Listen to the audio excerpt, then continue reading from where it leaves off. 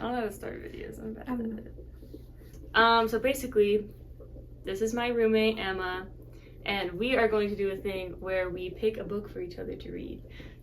We had some rules because I didn't want this to get out of hand. The first rule is that it has to be less than 500 pages because I don't want to end up reading like a 1,000-page book and like be forced to do that. And then the second, the second criteria is that it can't be part of a series because I'm the type of person that has to read an entire series back to back to back. And I don't want to be committed to that. So you originally worded it as it couldn't be the first book in a series, so it's going to be silly and tell you to read like the second Lord of the Rings book. Well, as a joke. Luckily, I reworded it, and there's camera evidence of it that I reworded it. Flamethrower. Okay, but we have now picked books for each other. We don't have them with us because the book I'm going to give them is at my house, and the book they're going to give me, they asked me to pick up from the library for myself. So I will be getting my own book, whatever book that is. I don't know what book it is. Yeah. I'm really kind and thoughtful that way. They are. Okay. Would you like to give some background on the book you've chosen for me? And then reveal it? I'm scared. I have to read this book. And I'm like, what if it's a horrible book? Okay, I have some predictions. My first prediction is that I think it's going to be an Ursula K. Le Guin. It's so tempting to make you read this one. I won't actually. But it's really, I haven't read it myself, but... This is Board of the Rings, by the way. I haven't read it. It was written in like the 60s. That's beautiful. A parody of J.R.R. Tolkien's Lord of the Rings, Board of the Rings by Harvard Lampoon. So it's not this one. Yeah. It's filled with incredible menagerie of mad characters, including lustful elf maidens and a royal-stained dragon. Besides splitting the eternal quests of castles, wizards, and other folderol of ancient lore. A catch-22 for lovers of the days of yore. And now that we've graced you with the entire back and plot synopsis of this book. Okay. This is not the book. Okay, my first prediction is that it was going to be an Ursula K. Le Guin because this one is currently obsessed with Ursula K. Le Guin. And when I first pitched this video idea to them, I was like, we should like pick books for each other to read. And they immediately went, I think I'll have you read The Dispossessed for Ursula K. Le Guin. And I was like, oh, well, it's going to be a surprise. But it's not because they have a copy of it right here and all I know is that they need me to get it from the library, so it's not this one. But I still think it's going to be an Ursula K. Le Guin. And I know I said that was my first prediction, but that's actually my only prediction. So those are my predictions. Should I give my predictions? Sure, give your predictions. I have no idea. I think it might be a literary fiction though, or contemporary. Because we've been discussing about how they don't like literary fiction that much, and I do like literary fiction. So it's like I'll read it, but I'm not. It's not like, oh, I'm really in the mood for literary fiction right now. I'd rather read a sci-fi or fantasy, and oftentimes they can get at the same things that literary fiction can, and it's like, I don't know, I just don't jive with it. And so I'll read it sometimes, but it's not like my go-to genre or anything. Unless it's like a classic or gothic horror. Unless this is classic gothic horror. Or like a classic adventure book. Okay, anyways. Who would like to go first in revealing the book? Okay, if we win. If you win, you go first. Okay. Okay, so the book I've picked for you is a book by an author I'm currently obsessed with because is it going to be Taylor Jenkins Reid? No. Oh. I could have you read a Taylor Jenkins Reid book because there's some books that I really like of hers. But the author I'm currently obsessed with right now is Amal El-Mohtar, co-author of This Is How You Lose the Time War. Oh, okay. And so that is the book I'm going to have Emma read. And I'm very nice because it's a very short book. And I also am pretty sure they're going to like it because it's got time travel, it's sci-fi, and it is a romance, but it's a gay romance. So therefore you'll like it. Gay romance is okay. As long as it's not like the plot. It's not the plot. Well, okay, good. I mean, like, kind of is the plot, I guess. Mm. You'll like it. I'm not going to tell you anything about it. Okay. You don't need to know anything. Just know that it has the most beautiful writing ever, and I loved it. And also really cool time travel. Time travel is extremely hit or miss for me, by the way. Like, I most likely will hate time travel anytime I read it, so I was wary going into This Is How You Lose the Time War, which I read in January.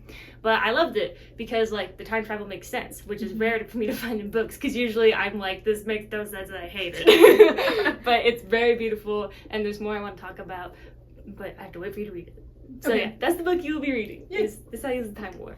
I am not upset about that. I've heard very good things about it. Yay! Okay. Okay, so the book I'm choosing for you is by an author I've been very obsessed with. I knew. See, okay. The reason I was like, "Oh, this is by an author I'm obsessed with," is because I'm like, they're gonna choose an Ursula K. Le Guin for me, and so I have to choose a book by the author that I'm currently obsessed with, so we can exchange authors. Mm-hmm. Even though Ursula K. Le Guin has a much larger book list than Amala Lotar does. Yeah. Yeah. So I read this book about a year ago. The first 100 pages or so were kind of slow. I was like, okay. Oh, I know what book it is. I know. I know what book it is because we talked about it literally 30 minutes ago, and they were Yeah. like, "Oh, I read this book a year ago, and I don't own it." Yeah, but I read the final 100 pages in one sitting. Nice. Her writing is so good. It's such a Okay, this is beautiful because we each are like, this author's writing is so good, you have to read it, and so now we get to exchange it. It's I'm beautiful. gonna have Heidi read The Left Hand of Darkness. Yay! So By who? by Ursula K. Le What? Guin. You chose an Ursula K. Le Guin? I never would My have guessed. mom pronounces her name Le Guin. Le Guin. And I'm always concerned that's actually how you say it, but I don't think it is. I don't think it is. If it is, you guys can roast us in the comments down Yeah. below. But yeah, okay. Emma is going to be reading This Is How You Lose the Time War. And Heidi's gonna read The Left Hand of Darkness by Ursula K. Le Guin. Yay! A classic work of 1960s science fiction that's A classic groundbreaking work in the way of it explores 2019 science fiction.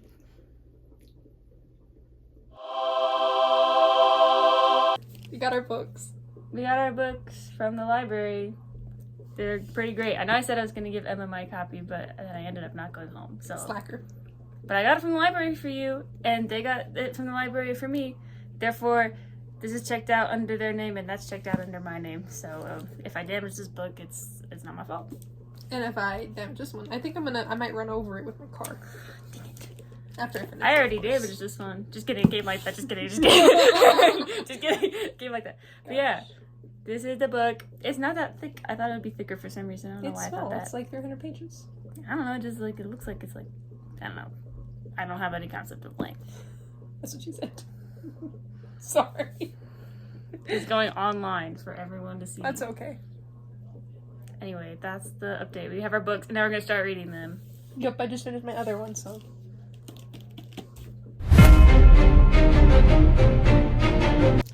So Heidi told me to vlog. I don't do that. That's not a thing that I do often, I guess. So this is a first, so bear with me. I've heard very good things about this. I haven't started it yet. I figured I would just give my thoughts going into it. I've heard very good things. I know Heidi really likes it. It was one of her favorite books that she read last year. I know there's time travel. I know it is gay. I'm assuming it's dual perspective, which is interesting because it's so short. So I don't know how that will be. But yeah, Heidi said that she really, really liked the writing, and good prose is always a plus. Yeah, we'll see how it is. I'm on the quiet floor of the library. I don't think there's anyone here, but I'm not totally sure.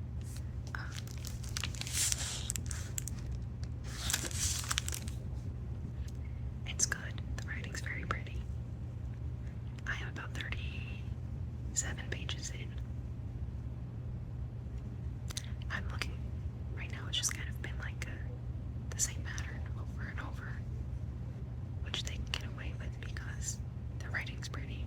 But I'm excited for the stuff to start happening. I figured out why I'm a little bored right now, and that is the fact that there hasn't been an inciting incident. Feels like everything that's happened so far is like just kind of the same old, same old.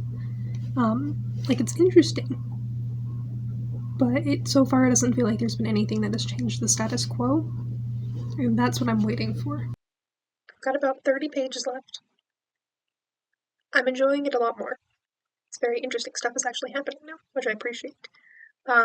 It did feel like their relationship kind of happened, like them falling in love with each other happened very, very quickly.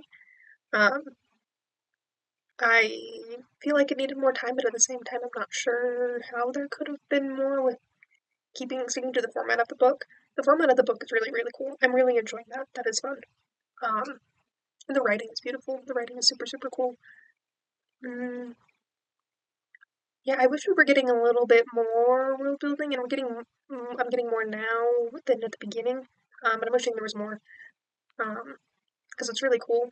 Uh, the time travel is working well. I think it's fun.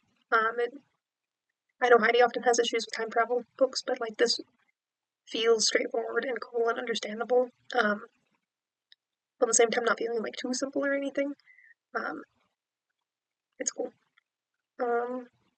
Yeah, I do think that they're both gonna die. Maybe one of them is gonna die, and the first time that they like actually meet in person in the right timeline or whatever, one of them will be dead. The other one won't. I don't think they're ever gonna meet in person. Um, yeah, that is my theory. Heidi, you should put this video of my soup in the final cut.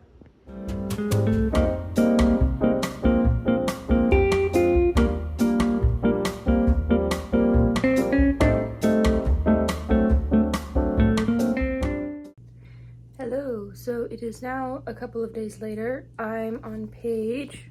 Wait, what page am I on? I didn't look before I started filming this. I'm on page 101 of The Left Hand of Darkness.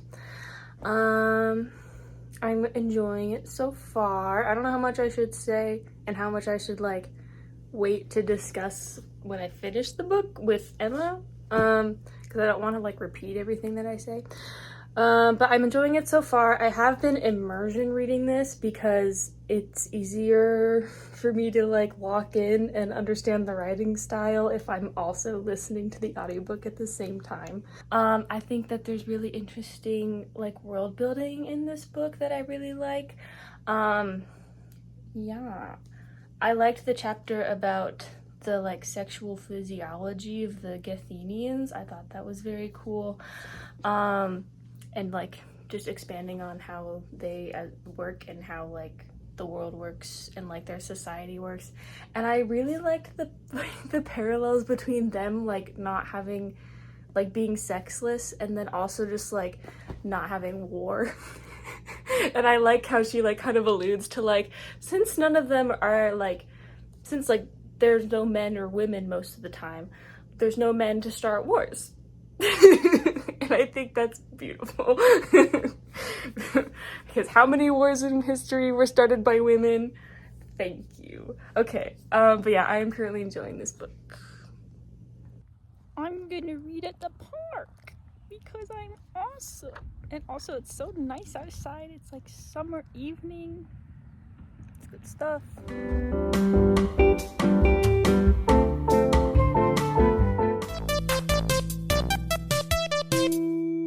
We finished our books. I finished mine yesterday. I finished mine 5 minutes ago. Was it yesterday? Yes, it was yesterday. Yeah, it was yesterday. Yeah. Anyways, We are here to talk about books. So yeah, I have finished The Left Hand of Darkness. And you finished This Is How You Lose the Time War. So, what were your thoughts? she's already seen all the videos I filmed, and I also posted a review on Storygraph. I didn't read your Storygraph review. The videos were more in depth.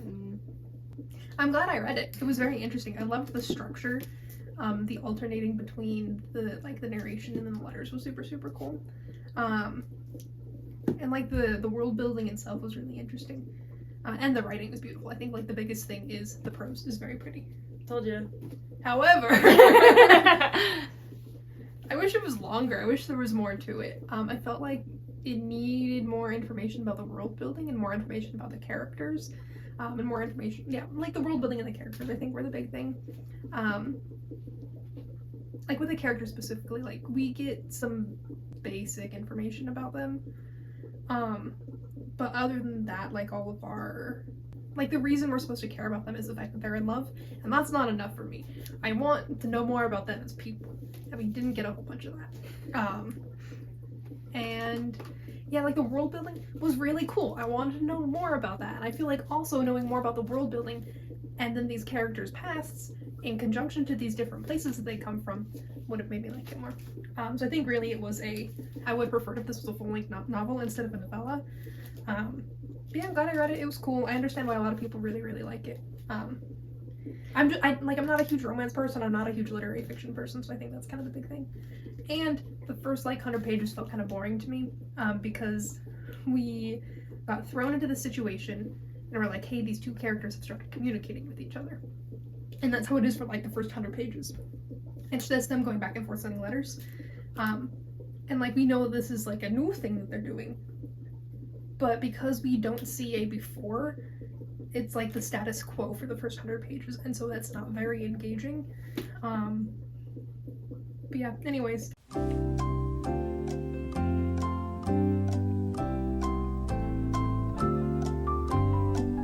My mom's an English teacher, and I'm a creative writing minor, so I've taken a lot of creative writing classes, and I talk about books from an analytical perspective with my mother all the time.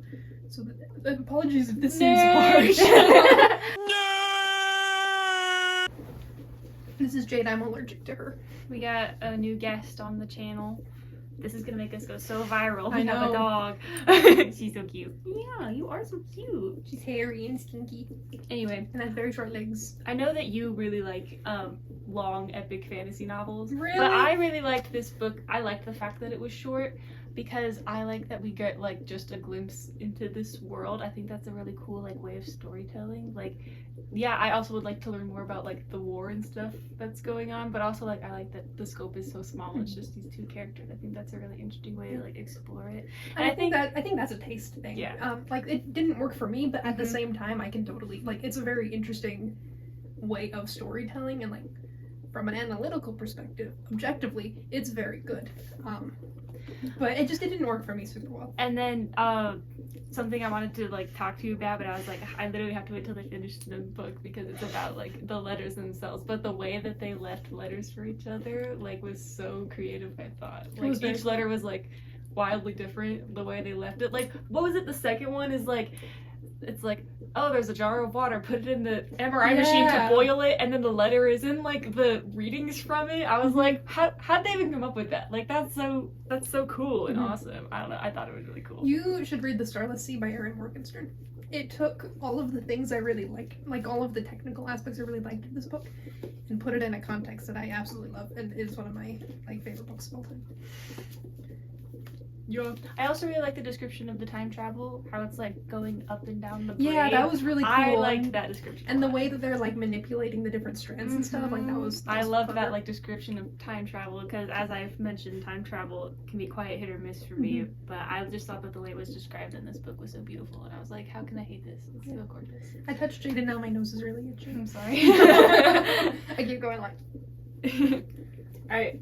The Left Hand of Darkness. I haven't read this one in over a year at this point. Nice. So I don't know how specific I can get with anything, questions or anything, but give me your thoughts.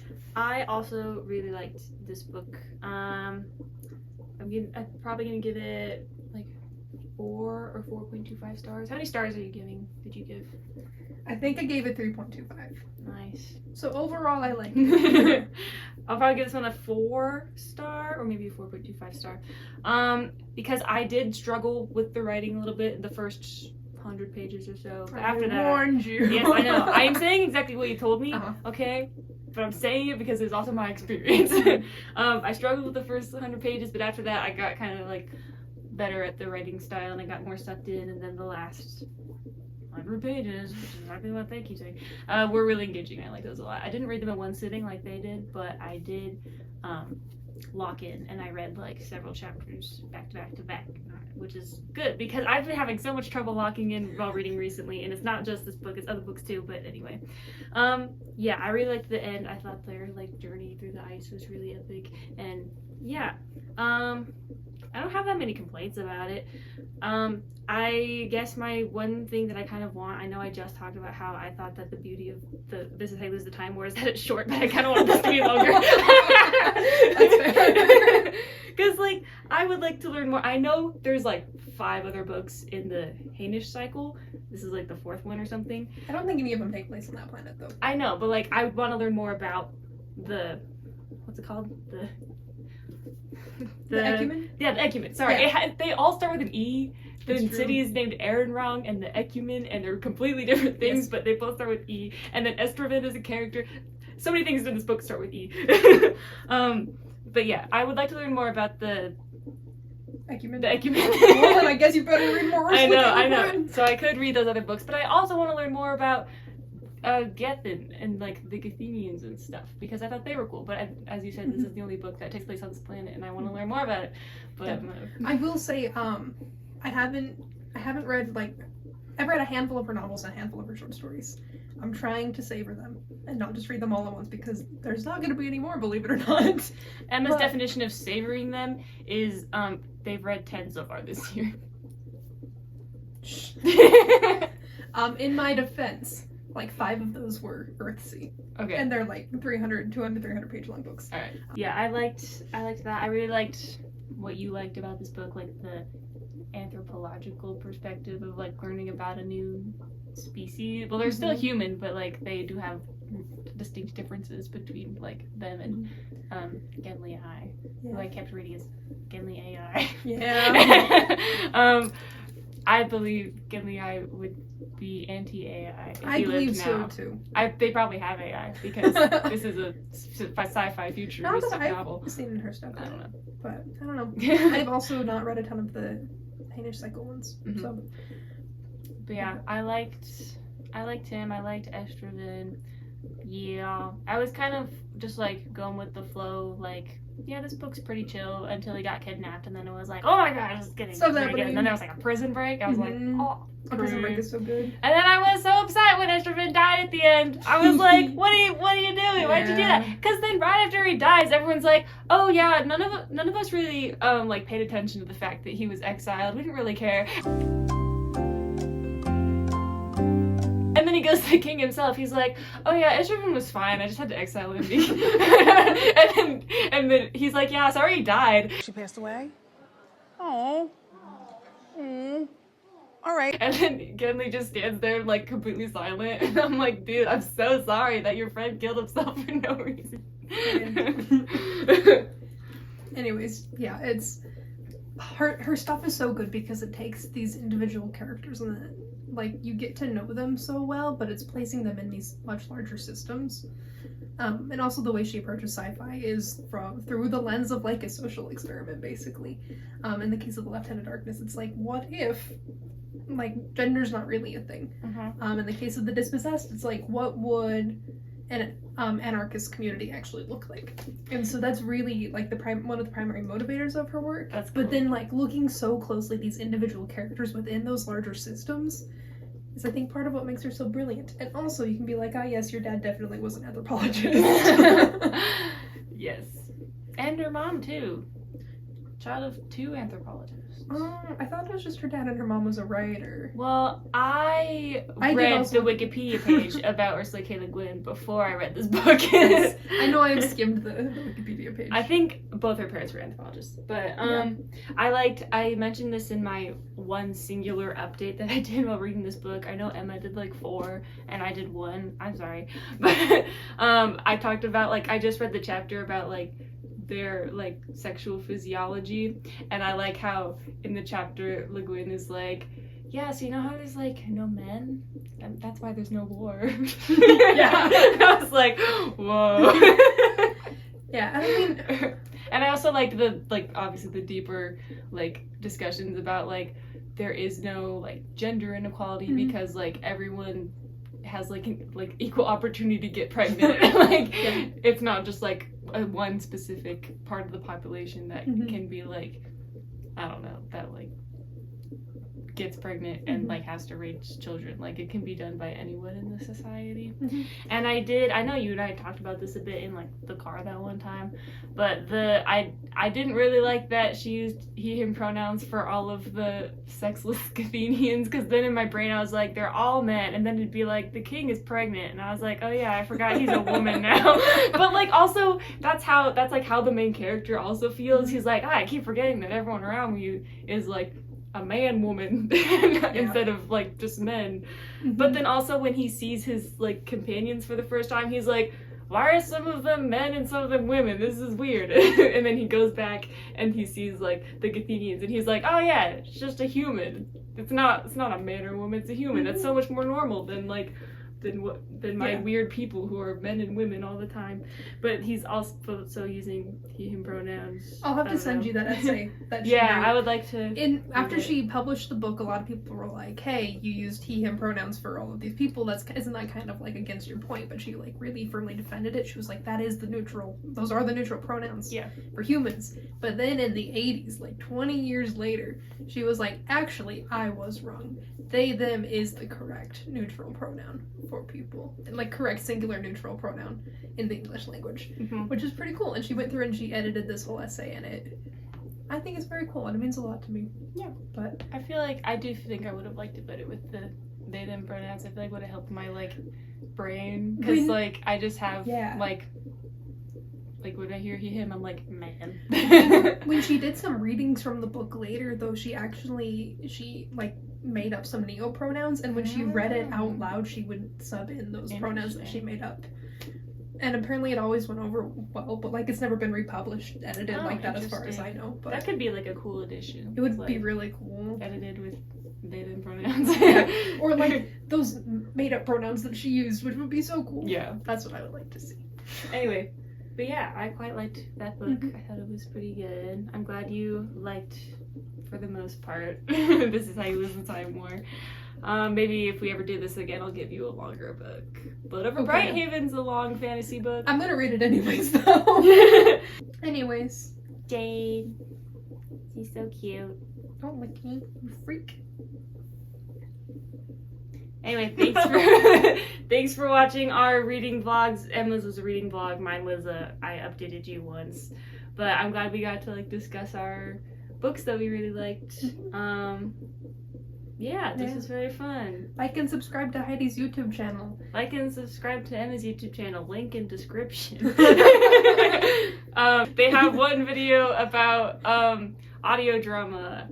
Technically, both of them are about audio drama. They have 2 videos about audio drama. I have one video that's a 25-minute video essay about audio drama that I filmed on a camcorder with a really shitty lav mic. The content itself is good, the production quality is not. And also, it's like 2 years old now. But I also have just a short little piece of audio fiction that I wrote, voice acted, and edited, and I think it's pretty good. I have such a talented friend. You haven't even listened to it. I have not. So you don't know if it's good. It might be horrible.